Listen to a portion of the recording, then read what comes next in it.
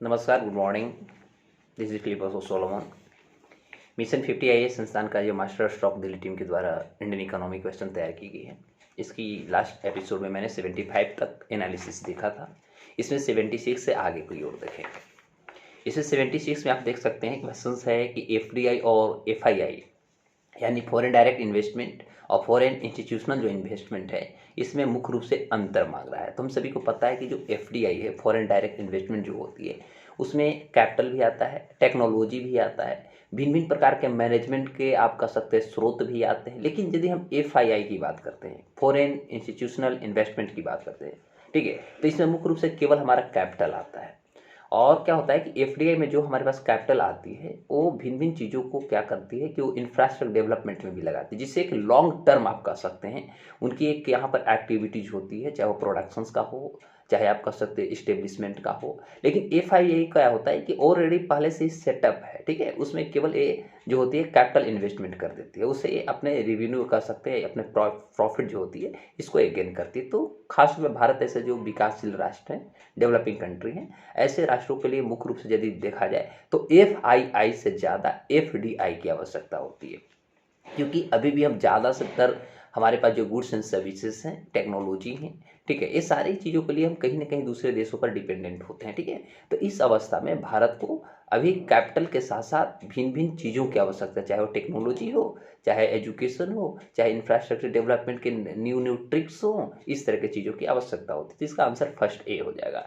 77 में देखता है कि न्यूनतम मजदूरी अधिनियम कब पारित हुआ। तो न्यूनतम मजदूरी अधिनियम जैसे ही भारत में फर्स्ट इंडस्ट्रियल पॉलिसी आई थी, ठीक है, तो 1948 में आया था। और 1948 में जैसे ही इंडस्ट्रियल पॉलिसी आई थी, ठीक है, उसी समय सबसे पहले हमारे यहाँ मिनिमम जो वेजेस एक्ट थी ये भी इम्प्लीमेंट हो गया था, यानी 1948 होगा, ए आंसर हो जाएगा। 78 में कहा था निम्न में कौन सा कथन पूर्ण रूप से सत्य नहीं है। अब यहाँ पर क्वेश्चंस बहुत सारे हैं, जैसे मुद्रा की आपूर्ति में वृद्धि से हमेशा मुद्रास्फीति उत्पन्न होती है। देखिए ऐसा नहीं है कि मार्केट में ज़्यादा से ज़्यादा बार बार यदि मान लिया जाए कि मनी का यदि हम मॉनेटरी पॉलिसी जो हमारी है, ठीक है, उसके आधार पर यदि हम मनी का बहुत ज़्यादा हम सर्कुलेट करते हैं तो उससे मुद्रास्फीति हो सकती है, ऐसा पॉसिबल नहीं है, ठीक है। हाँ, एक कहा जाता है कि मार्केट में जब ज़्यादा से ज़्यादा पैसा सरप्लस हो जाता है, ठीक है, और वहाँ पर क्या होती है कि गुड्स जब वहाँ पर क्राइसिस हो जाती है, गुड्स का जो प्रोडक्शन होता है वो डिक्लाइन हो जाती है, तो वैसी परिस्थितियाँ में क्या होती है कि वैसे परिस्थितियाँ में each and every people has money, सबके पास पैसा होती है, and all have the power to buy each and everything because the purchasing power parity each and every has gained. Okay, in that scenario we can say there it has been seen and perceived that the value of the money is declined, whereas the goods and the value of the goods is upgraded. Okay, तो ऐसी परिस्थितियां होती है। इसका भी answer इस तरह से आप ए मार लीजिएगा। 79 में कहता है IADP और CDP। IADP का मतलब होता है इंटीग्रेटेड एग्रीकल्चर डेवलपमेंट प्रोग्राम, और एक है CDP का मतलब होता है कम्युनिटी डेवलपमेंट प्रोग्राम। तो ये दोनों में मुख्य रूप से आपको अंतर क्वेश्चन पूछ रहा है। तो अंतर में क्या है कि जो हमारा CDP है, सबसे पहले याद रखिए, जो कम्युनिटी बेस्ड जो डेवलपमेंट प्रोग्राम है, ये मुख्य रूप से देखा जाए तो ये एक एकदम जनरल, आप देख सकते हैं एकदम जनरल डेवलपमेंट ये हमारा प्रोग्राम है। लेकिन IADP की बात करें तो यह एक रीजनल हमारा डेवलपमेंट प्रोग्राम है। तो दोनों में मुख्य रूप से अंतर देखिएगा, ठीक है। तो इसमें आप देख सकते हैं, तो ऐसा में आंसर आपका बी चला जाएगा। बी में आंसर दे रहा है कि CDP एक सामान्य विकास कार्यक्रम है और IADP एक हमारा क्षेत्रीय विकास योजना है। तो एक हमारा रीजनल है, एक हमारा जो है आप कह सकते हैं शॉर्ट पीरियड के लिए है, या कह सकते हैं जनरल एक्टिविटीज़ के लिए। जनरल एक्टिविटीज़ के तहत हम कैसे अपने कम्युनिटी को एक सही सस्टेनेबिलिटी दे सकते हैं। 80 में कहता है कोफेपोसा की स्थापना किस उद्देश्य से हुई थी। देखिए कोफेपोसा की यदि बात करें तो इसकी स्थापना 1974 में एक एक्ट के तहत हुई थी, जिसका नाम था आप कह सकते हैं कंजर्वेशन ऑफ फॉरेन, ठीक है, conservation of foreign exchange and prevention of smuggling. Okay, smuggling activities act, यानी इसका पूर्ण रूप यदि बात करेंगे कोफेपोसा की बात करें तो इसको जो एक्ट 1974 में जो ये एक्ट पारित कर करके इसको बनाया गया, इसके पीछे रीजन मुख्य रूप थी कि जितने भी हमारे पास स्मगलिंग होते हैं, स्मगलिंग मतलब आप कह सकते हैं तस्करी, ठीक है, तो तस्करी से रिलेटेड जितने भी एक्टिविटीज होते हैं उसको कंट्रोल कर लेना, और साथ ही साथ कह सकते हैं कि जो हमारे यहाँ फॉरेन एक्सचेंज को आप कह सकते हैं कि जिस तरह से उसको हम कैसे प्रोटेक्ट कर सकते हैं, कैसे उसको बचा सकते हैं, ठीक है, तो उस आधार पर कह सकते हैं कि तस्करी पर लगाम लगा लेना, तथा विदेशी मुद्रा को रोकना, ठीक है, या विदेशी मुद्रा को बचाने के लिए प्रयत्नरत रहना, यानी कह सकते हैं प्रयासरत रहना, ठीक है। तो इस एक्टिविटीज को लेकर के मुख्य रूप से देखा जाए तो कोपे पोसा का इम्प्लीमेंटेशन 1974 में हुआ था। आंसर इसका बी हो जाएगा। 81 में आप देख सकते हैं, कहता है कि भारत में 1000 और 5000 तथा 10,000 रुपये के नोट आज़ादी के बाद दोबारा कब शुरू की गई। तो इसका हिस्ट्री आप देखिएगा तो 1954 आता है। 1954 में जो है दोबारा फिर आप कह सकते हैं आज़ादी के बाद after independence and republic of our country actually it was re establish to reproduce this types of notes like 1000, 5000, 10,000। Okay, तो इसको आप याद रखिएगा 1954 इसका आंसर हो जाएगा, यानी बी होगा। 82 में देखिए निम्नलिखित कारणों पर विचार करें कि भारत वित्तीय कार्यवाही कल पर नियमित सदस्य क्यों न बन पाया। अब देखिए कार्यबल की बात करता है, यानी वर्क फोर्स की हम बात कर रहे हैं जो फाइनेंस हमारा एक्टिविटीज जो वर्क फोर्स है उसकी बात कर रही है। तो इसमें कहता है कि क्यों बन गया, मतलब नियमित जो है भारत क्यों सदस्य बन गया, इसकी बात कर रही है। तो सबसे पहला कहता है इससे भारत को आतंकवाद से लड़, अब हम सभी को पता है कि भारत ही एक ऐसा राष्ट्र है एशिया में, यदि देखिएगा तो सबसे ज़्यादा यदि टेररिस्ट और टेररिज्म और सबसे ज़्यादा आप कह सकते हैं आतंकवाद से यदि ग्रस्त राष्ट्र है तो हमारा भारत है। और भारत को सबसे ज़्यादा ग्रस्त राष्ट्र बनाने में आतंकवाद से, उसमें हमारा सबसे बड़ा पाकिस्तान का दोहरा रवैया कह सकते हैं, दोहरा उसकी हाथ होती है, ठीक है। तो इस तरह से भारत ऐसे राष्ट्र जो सबसे ज़्यादा आतंकवाद से परेशान है, ऐसे राष्ट्रों को इसका सदस्य होना बहुत अति आवश्यक था। और ये रीजन है जैसे आप भारत में हमारा आंतरिक भी है और बाहरी भी है। तो बाहरी में तो पाकिस्तान तो खुल्लम खुल्ला आप सभी जानते भी हैं। तो पहला इस पर कहता है इससे भारत को आतंकवाद से लड़ने और आतंकवादी धन का पता लगाने की क्षमता बनाने में मदद मिलेगी। यह फैक्ट है, जैसा कि आप देख सकते हैं पाकिस्तान पे जिस तरह से आप ग्रे लिस्ट के बारे में देख रहे हैं, ठीक है, उस पर जिस तरह से लगाम लगेगा, भारत बार बार उस पर जो है अपोज करती है, उसकी भिन्न भिन्न प्रकार की सच्चाई जो होती भारत रखती है, उससे उसको भी प्रॉब्लम हो रही है। तो ये इसका आंसर जो होगा फर्स्ट ही आंसर हो जाएगा। उसके अलावा और कहता है कि लॉन्ड्रिंग और मनी लॉन्ड्रिंग और आतंकवादी वित्त पोषण अपराधों शपथ और जांच, तो ये मुकदमा चलाने में मदद करता है। ये सारी चीज़ इसी एक्टिविटीज़ में नहीं आते हैं। खासतौर पर यदि हम बात करते हैं फाइनेंशियल कार्यबल या कार्यवाही जो हमारा कार्यबल होता है उस पर करें तो 83 में देखिएगा मनरेगा और NRLM। मनरेगा तो जानते हो, NRLM का मतलब जानते हो नेशनल रूरल लिवलीहुड मिशन जो होती है, ठीक है। तो जैसे कई प्रमुख योजनाओं की प्रमुख विशेषताओं में से यह है कि मांग संचालित। तो इसमें देखिएगा पहला है कि इसमें क्या होता है कि एक समाज, हमारे जो सुदृढ़ समाज है तथा हमारी जो एक अर्थव्यवस्था, इस अर्थव्यवस्था को समाज को एक सही वे में कह सकते हैं कि जमीनी स्तर पर उनको कैसे इनकरेज किया जाए, उनको कैसे सस्टेनेबिलिटी दी जाए, यह सबसे बड़ी इसकी एक्टिविटी होती है। दूसरी बात होती है कि जो हमारे पास प्लानिंग तैयार की जाती है, प्लानिंग का जो हमारा ड्राफ्ट होता है, जो स्ट्रक्चर होता है, उसको पूर्ण रूप से आप कह सकते हैं सेंट्रलाइज्ड बनाना, यानी केंद्रीकृत बनाना। किसी भी चीज़ों को इंडिकेटिव मोड में लाना। इंडिकेटिव का मतलब होता है कि किसी भी चीज़ों को आप पहले टारगेट कर लेंगे कि नहीं, this is the main challenge by which if you are trying my best to eradicate it, mean to say this will be very beneficial for our customs and different as of society based activities। Okay, तो ऐसे परिस्थितियां में हम कह सकते हैं कि ये चीज़ों को हम इसका इस्तेमाल कर सकते हैं। तो सबसे पहले इसमें जो हमारा होगा ये योजना जो होती है, हमारी जो प्लानिंग होती है, उसको मुख्य रूप से हम कह सकते हैं इसको सेंट्रलाइज हमें बनाना होगा। उसके बाद करता है कि जो हम इम्प्लीमेंटेशंस करते हैं, तो इम्प्लीमेंटेशन करने के लिए इसमें क्या होते हैं कि जिस तरह से हमारी गवर्नमेंट, जैसे हम नेशनल रूरल लिवलीहुड मिशन की बात की है, ठीक है, या मनरेगा की बात की, तो ये सभी हमें को पता है कि ये those activities, those plans, schemes which were launch by our central government, okay, because those are completely in the direct actions which has been taken by the central government, and government is also spending more and more like what we can say funding, okay।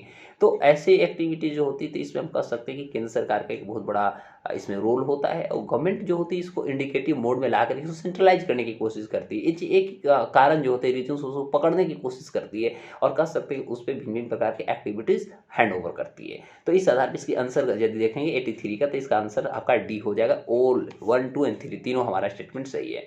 फिर 84 कहता है कि निम्नलिखित में से क्या सही प्राथमिक घाटे को बताता है। तो प्राथमिक घाटे प्राइमरी जो हमारा डेफिसिट होता है, इसके बारे में बताया था कि जो हमारा फाइनेंशियल जो डेफिसिट होता है, वित्तीय घाटा में से जो हम इंटरेस्ट जो हम पेमेंट करते हैं, ठीक है, वित्तीय घाटा मतलब कह सकते हैं वित्तीय घाटा तो जो आपका है सो है, ठीक है।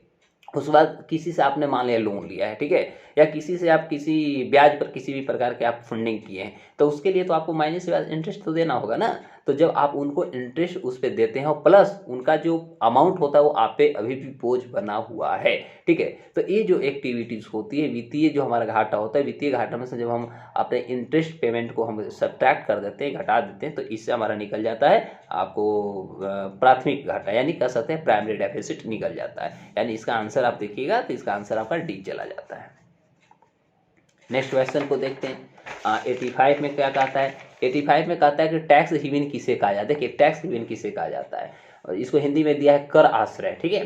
तो कहता है इसके बारे में आराम से समझ सकते, जैसे एक ऐसा राष्ट्र या कोई ऐसी कंट्री, ठीक है, जो जो जो कि वहाँ के जो विदेशी नागरिक वहाँ पर आते हैं, ठीक है, तो उनको ये ऐसा ये फैसिलिटी प्रोवाइड करता है कि उसके देश में रहकर भी वो कोई टैक्स नहीं देगा। जैसे मान लिया हमारा इंडिया है, और इंडियन गवर्नमेंट जो है, खासतौर पे बात करें कि मॉरिशस से यदि कोई इमेजिन करते हैं कि कोई माइग्रेंट्स है, मॉरिशस से कोई टूरिस्ट आता है, ठीक है, और उसको सरकार कहती है कि ठीक भैया तुम हमारे इंडिया में आओ, लेकिन तुम्हें किसी भी प्रकार का टैक्स नहीं देना होगा। तो इसी को हम लोग बोलेंगे टैक्स हेवन बोलेंगे, ठीक है।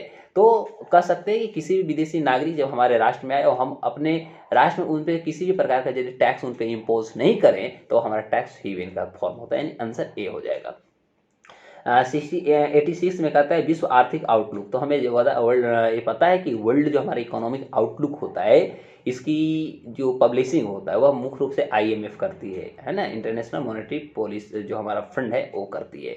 और इसमें आप देखिएगा तो 2020 और 2021 में जो है कुछ आप कह सकते हैं टारगेट किया है कि भारत के लिए और सारे कुछ राष्ट्र हैं उनके लिए क्या मतलब एस्टिमेशन हो सकता है जो ग्रोथ रेट होगा। जैसे इंडिया के लिए 2020 में 10.3% था, लेकिन 2021 की बात करें तो भारत के लिए 8.8% प्रेडिक्ट किया गया है, यानी एस्टिमेशन दिया गया है।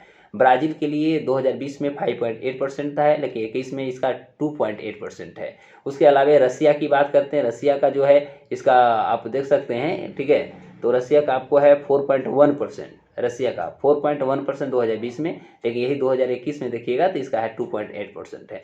चाइना का है 2020 में 1.9% है, और 21 में है इसका 8.2%।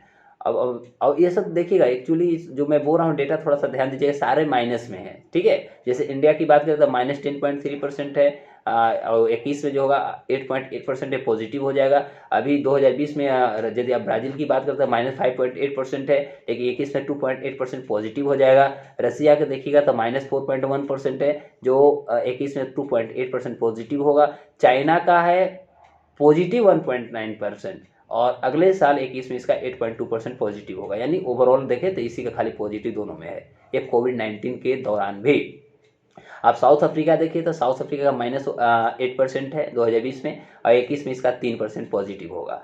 और पूरे वर्ल्ड के देखते हैं तो पूरे वर्ल्ड का जो हमारा इकोनॉमिक जो डिक्लाइन हुआ है ड्यू टू कोविड-19, तो वो -4.4% है, लेकिन 2021 में वर्ल्ड की जो ग्रोथ रेट होगा वो पॉजिटिव चला जाएगा 5.2%। तो ये मुख्य रूप से जो होता है IMF के द्वारा ये जो हमारा वर्ल्ड इकोनॉमिक आउटलुक होता है इसको ये पब्लिश करती है, रिपोर्ट करती है।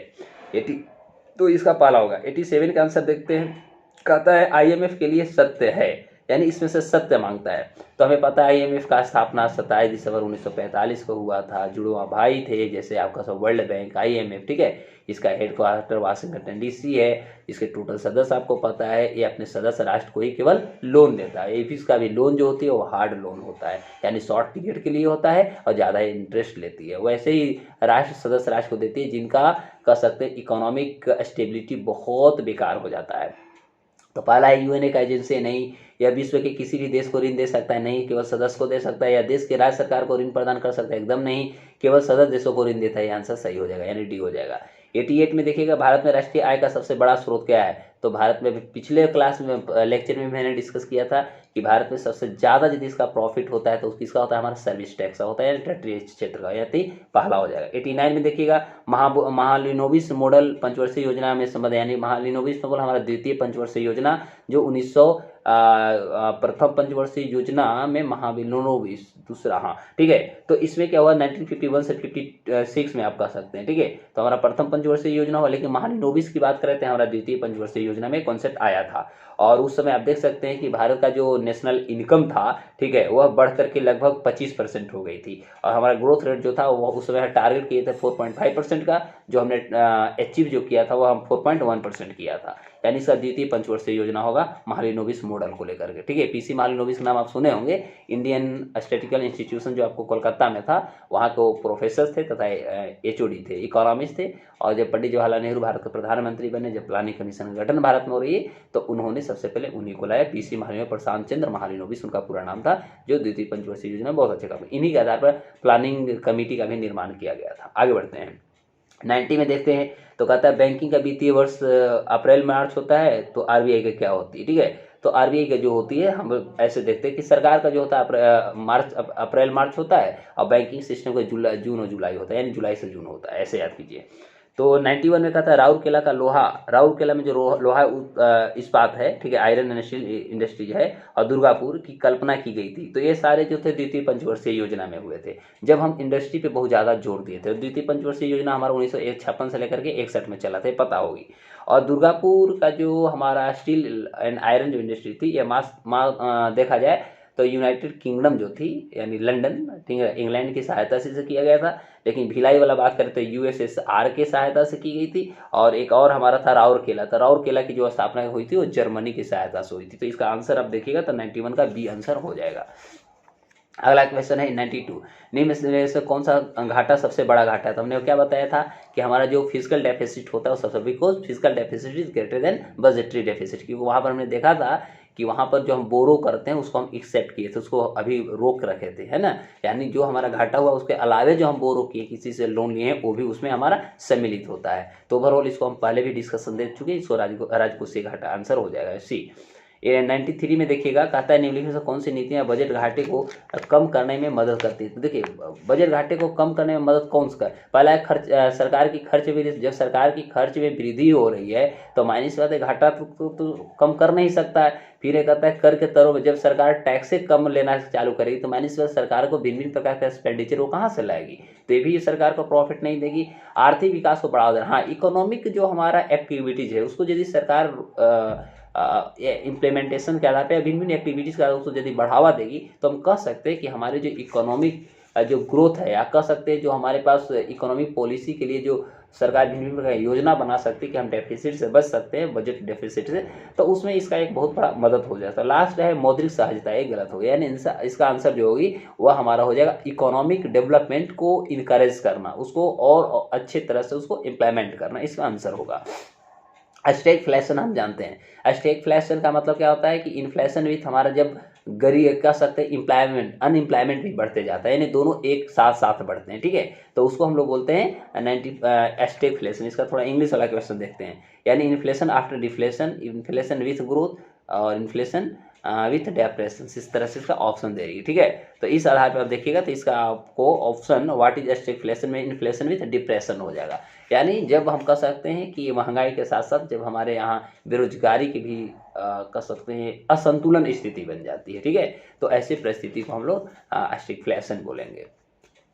अगला है 95 में कहता है कि किस समिति का गठन टैक्स संरचना में सुधार के लिए किया गया था। तो हम सभी को पता है चिलैया समिति, ठीक है। चिलैया का नाम था उनका पूरा प्रोफेसर राजा चिलैया, ठीक है। उन्होंने सबसे पहले टैक्स रिफॉर्म सिस्टम 1991, 1992 और 1993 यानी 91, 92, 93 उन्होंने फाइनलाइज किया था। और इसका मुख्य रूप से काम था, उन्होंने कहा कि हम यदि टैक्स रिफॉर्म्स की बात करें तो उन्होंने कहा कि ऐसा करते हैं कि यदि हमें बहुत अच्छी इनकम करनी है, अपने इकोनॉमी को और अच्छे आगे बढ़ानी है, तो हमें सबसे पहले क्या करना होगा कि जो हमारा कॉर्पोरेट जो टैक्स है उस रेट को हमें थोड़ा सा डिक्लाइन करना, थोड़ा सा नीचे कर देंगे, ठीक है। इंपोर्टेड जो हमारे पास इनपुट जो कॉस्ट है उसको भी हम थोड़ा कम कर देंगे, जो हमारे पास सीमा शुल्क होता है उसको हम कम कर लेंगे, एक्साइज जो ड्यूटी है उसको हम कम। तो इससे क्या होगी कि ज़्यादातर हम जो होगा फॉरेन जो हमारे पास मॉनेटरी हो गई या फॉरेन जो अब इन्वेस्टर्स हो सकते हैं या और सारे जो इन्वेस्टर्स होते हैं वो ज़्यादा अट्रैक्ट होंगे, और जब अट्रैक्ट होंगे तो उनमें इन्वेस्टमेंट करने की एक प्रवृत्ति यानी नेचर उनमें जागृत होगा,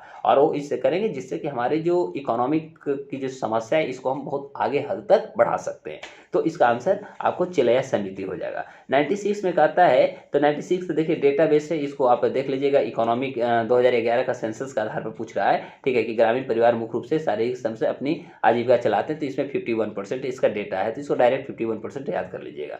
97 कहता है कि किस अवधि के लिए 14 वित्तीय आयोगों की सिफारिश की गई, तो हमारा 14th जो फाइनेंशियल कमीशन था वो 2015 से लेकर के 2020 में था, तो इसका सी होगा। 98 में सीडीबी हमें पता है कि लखनऊ में 1990 में इसकी स्थापना हुई थी, CDB small industry development bank, ठीक है। इसका मुख्य रूप से था छोटे छोटे लघु तथा सूक्ष्म उद्योग जो है ना उसको चलाने के लिए, फाइनेंशियल सपोर्ट करने के लिए भारत सरकार ने इसको लॉन्च की थी। तो इसका आंसर डायरेक्ट आप लखनऊ मार लीजिएगा, फर्स्ट आंसर हो जाता है। अब 99 में देखिए सेबी हमारा क्या है, तो security exchange board of India, तो फेरा या फेमा या फिर सेबी आया। तो सेबी कैसे गठन देखिएगा, तो कैबिनेट के एक प्रोविजंस के तत्वाधान में 1988 में 1988 में इसके मुख्य रूप से एक गठन किया गया था। लेकिन इसको जो हम कह सकते जो स्टैट्यूटरी जो स्टेटस होती है, ठीक है, जिसको हम सांविधिक निकाय कहते हैं, ठीक है, तो जो इसको स्टैट्यूटरी जो स्टेटस मिला था, इसको मुख्य रूप से मिला था 1992 में, ठीक है। तो इस आधार पर कह सकते हैं जब इसकी स्थापना की गई थी 1988 में, तो उस समय एक प्रोविजंस, एक कैबिनेट का प्रोविजंस के आधार पर लाया था, संसद के एक प्रोविजंस के आधार पर लाए गए थे। लेकिन जब 1992 में इसको अंततः इसको स्टैट्यूटरी स्टेटस दे दी गई, उस समय से इसमें भिन्न भिन्न प्रकार का ऑटोनोमस अथॉरिटी दे दी गई, लाइक जांच करना, जैसे टैक्स चोरी हो रहा है या कह सकते हैं कहीं मनी लॉन्ड्रिंग की समस्या, तो इस तरह की चीज़ों में भी इन्वॉल्व होती है, केस भी दर्ज करती है, FIR भी लेती है।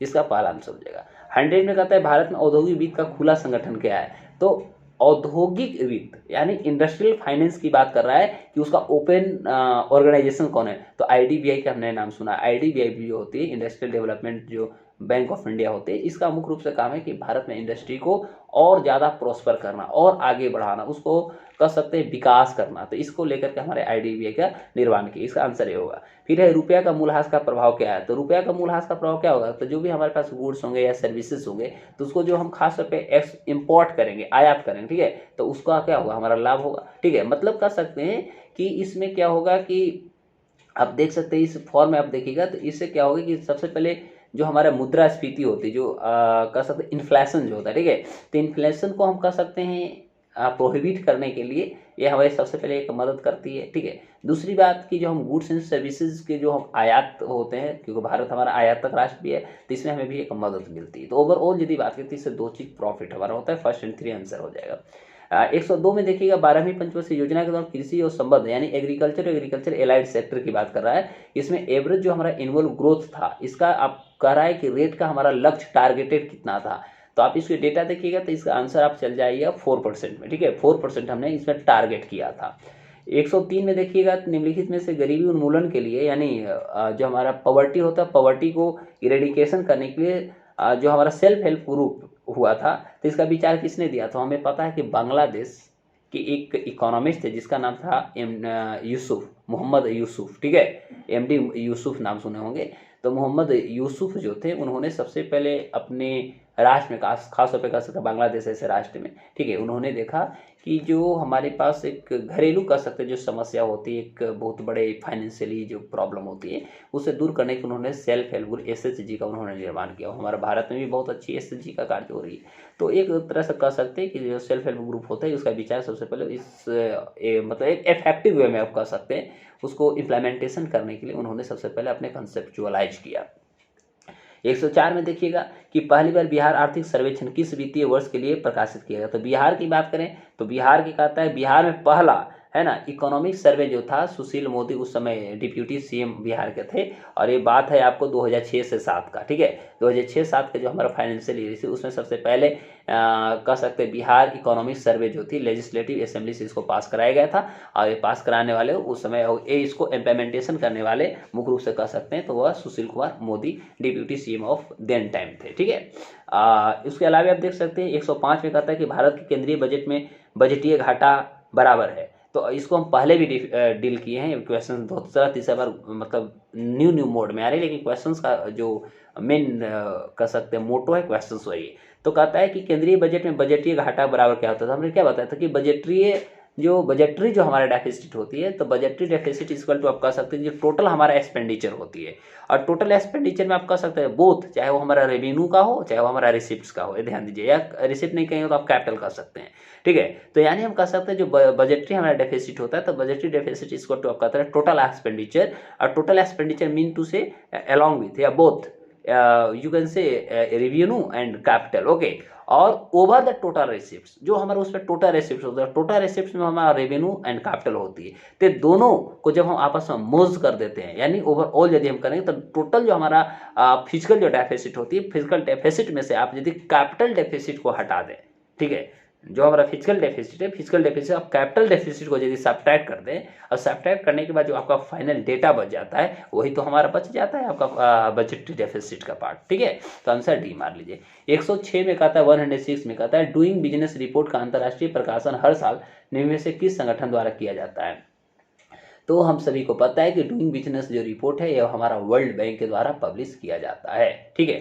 तो इसमें क्या होती है कि राष्ट्र के, विश्व के अनेक राष्ट्रीय में जो खासतौर पे जो बिजनेस करने की जो स्टैंडर्ड होती है, ठीक है, लिबर्टी होती है, या कह सकते हैं फंडिंग होती है, कास्ट, तो ये सारे जो गतिविधियों सारे गतिविधियों खासतौर पर डूइंग बिजनेस रिपोर्ट के अंदर इसको स्टडी किया जाता है, और स्टडी करने के बाद फाइनल इसको करके पब्लिश किया जाता है, ठीक है। 107 में देखते हैं कि वर्तमान भारतीय मौद्रिक प्रणाली आधारित है, तो भारत में भी वर्तमान की देखते हैं तो हम लोग को पता है कि आरबीआई क्या करती है, 200 करोड़ रुपया का पहले वो कैपिटल रख लेती है, उसके बाद वो नया पैसा पब्लिश करती है, इट मीन टू से यानी प्रिंट करती है। तो उसमें हमने देखता है कि 100 आप देख सकते हैं 15 प्लस 85 करोड़, तो 115 का वो रखती है लिक्विड, कह सकते हैं लिक्विडिटी के फॉर्म में रखती है, और 85 जो होती है इंडियन करेंसी रखती है। तो इसको हम कहते हैं मिनिमम रिजर्व सिस्टम, हिंदी में इसको आप बोलेंगे न्यूनतम आरक्षण प्रणाली। तो इसके तहत रिजर्व बैंक ऑफ इंडिया जो है भारत में पैसा का पब्लिकेशन करती है, ठीक है। तो 107 का आंसर कितना हो जाएगा, डी हो जाता है। 108 में देखिए क्वेश्चन कहता है कि जो हमारा इन्फ्लेशन होती है जिसको मुद्रास्फीति कहेंगे, तो भारत में जो इन्फ्लेशन होती है इसे किस इंडेक्स यानी किस इंडेक्स या इंडिकेटर्स पर मापा जाता है। तो देखिएगा इसकी यदि हम बात करें तो 2014 से पहले या 2014 तक यदि आप देखिएगा भारत का इतिहास, तो भारत के इतिहास में 2014 तक केवल भारत में WPI का बात होता था, होलसेल प्राइस इंडेक्स जिसको हम लोग बोलते हैं, थोक मूल्य सूचकांक, ठीक है।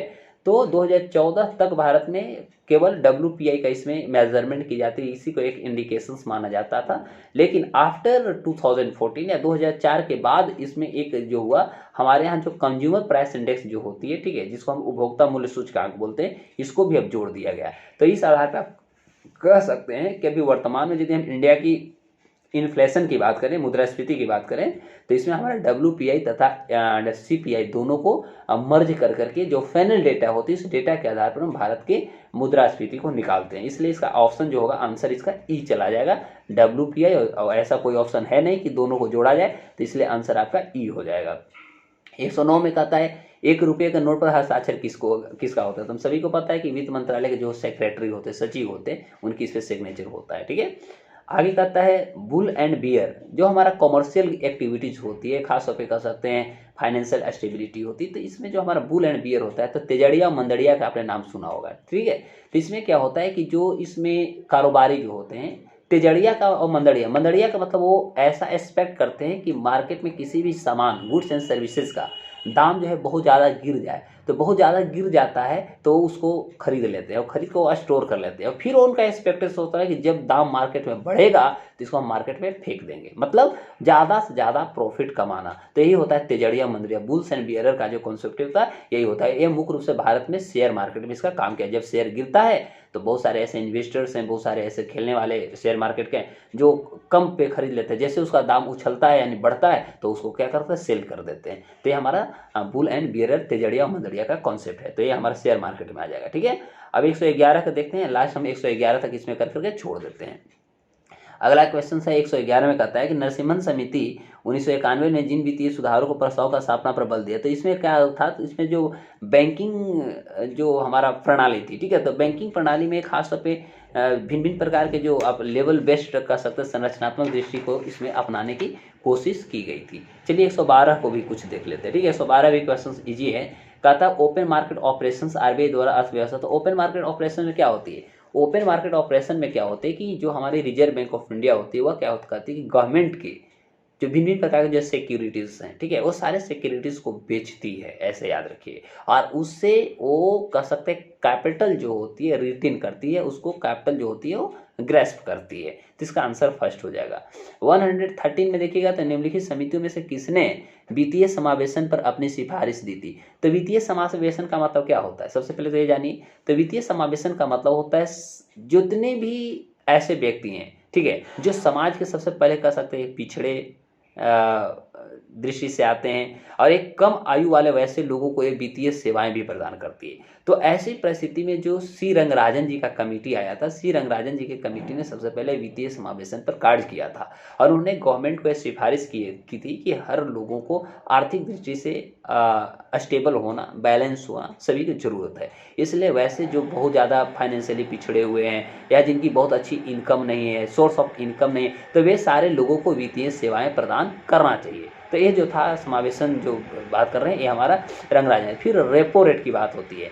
तो रेपो रेट क्या होता है, तो रेपो रेट में सबसे पहले हमने आपको पहले भी बताया था कि रेपो रेट मतलब होता है कि जब रिजर्व बैंक ऑफ इंडिया से जितने भी कॉमर्शियल बैंक है, तो सब कॉमर्शियल बैंक जब रिजर्व बैंक ऑफ इंडिया से जिस रेट पर इंटरेस्ट पर जब वो लोन लेते हैं, ठीक है, और उसके एवज में रिजर्व बैंक ऑफ इंडिया उनसे कुछ सिक्योरिटी भी लेती है और सिक्योरिटी साथ साथ जो फंडिंग करती है उसका वो इंटरेस्ट भी लेती है, तो ये हमारा जो होता है रेपो रेट होता है। इसलिए 114 का जो आंसर होगा, 114 का आंसर आपका ई हो जाएगा। और लास्ट हम 115 कर करके आपको क्वेश्चंस को हम छोड़ देते हैं, ठीक है। तो 115 में कहता है कि CRR क्या होता है।